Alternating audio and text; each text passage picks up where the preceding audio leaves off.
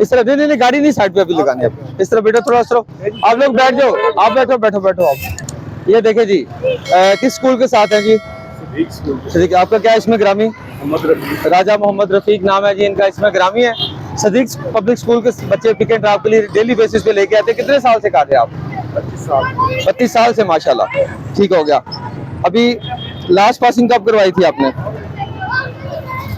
2018, 2020। ये इनकी आप देख सकते हैं 2020 फिटनेस जो है इनकी 3/1/2020 की शार्ट है।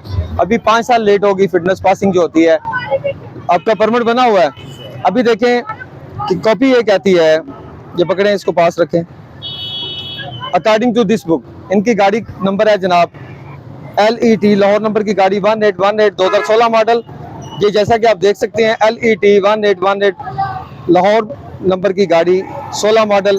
सीटिंग कैपेसिटी इसमें आप बखूबी देख सकते हैं, सीटिंग कैपेसिटी 5 की है। अब ये बच्चे गिने जरा कितने लोड हैं इस पे। थोड़ा सा आगे करो, थोड़ा लिफ्टर आगे करिएगा आप।